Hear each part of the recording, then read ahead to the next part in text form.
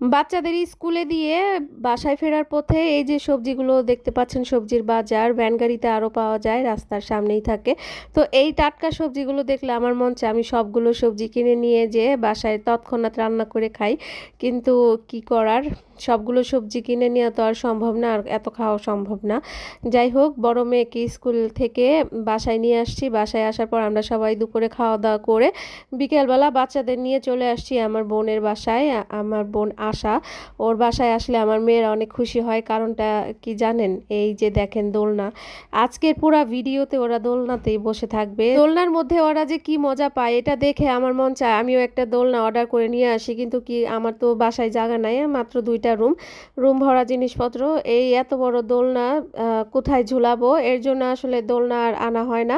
আর বাচ্চারাও রাগ করে, বলে তুমি কেন দোলনা এনে দাও না আমাকে। কিন্তু বাচ্চারা কি বুঝবে, এত বড় দোলনা যদি বাসায় এনে ঝুলাই রাখি তখন ওদের আর খেলতে ভালো লাগবে না। আমার বোনের বাসায় তো মাঝে মধ্যে আসি, তখন খেলে ভালো লাগে।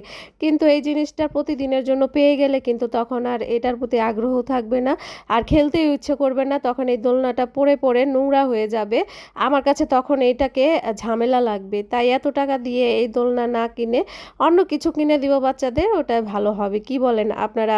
অবশ্যই কমেন্টে জানাবেন। তো এই যে দেখেন দোলনার আজকে হেসতে নেস্তে করে ছাড়বে এই যে আমার এই দুই সোনটা বোনটা। আর একটা যে পিচ্ছি পাখিটা, আমার বোনের মেয়ে, ও ঘুমাচ্ছে। আহ, ঘুমে থেকে উঠে একটু পরেই উঠে যাবে।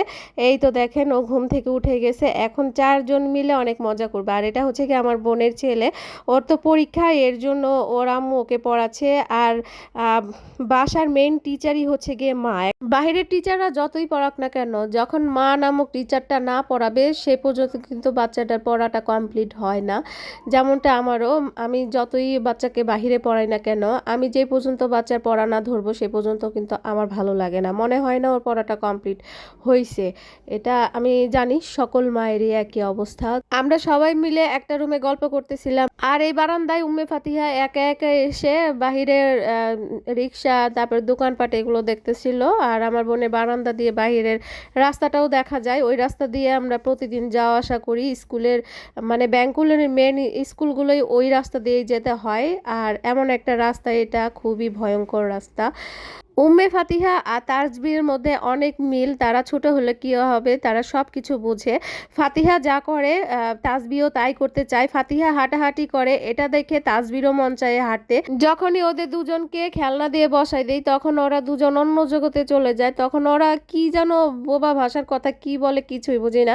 কিন্তু আমরা বড় অবাক হয়ে তাকাই থাকি আর অনেক ফ্যাল ফ্যাল করে হাসি আমরা, খুবই ভালো লাগে। আর এই তো দেখেন আমার বাচ্চাগুলো আইসক্রিম খেয়ে কি যে টেস্ট পাচ্ছে, কি যে আইস করে আইসক্রিম খাচ্ছে তারা।